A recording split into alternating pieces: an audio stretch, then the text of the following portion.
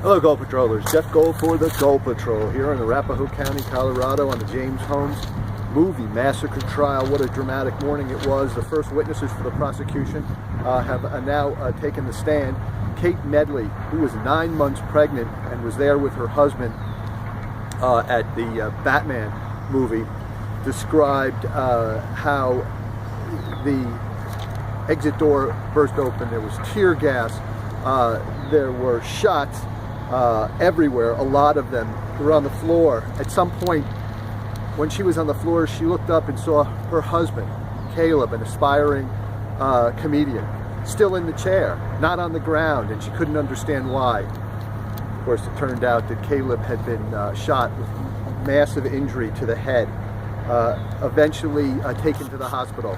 And she, who was supposed to give birth 2 days later, supposed to be induced 2 days later, at that point, while her husband was up in life-saving surgery, decided to have the child then. Perhaps Caleb could see the child no matter what happened to him that day. As it turned out, Caleb did survive. The jurors listening to the testimony of this witness, Kate Medley, were in tears. Now, not all of them, but I took notes about 1, 2, 3, 4, at least 5 of the female jurors hearing the description of her having giving birth, and then of course seeing some of the pictures of what happened to Caleb later. But it wasn't just that she described what happened to Caleb.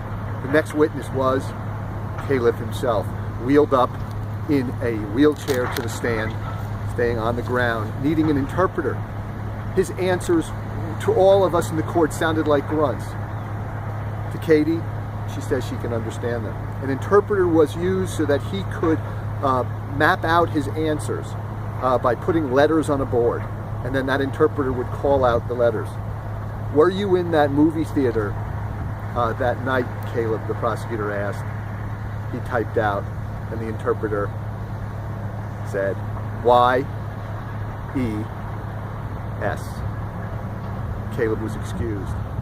Another witness was called and is on the stand right now as we speak, as a matter of fact, describing what happened to her co-workers on that fateful night.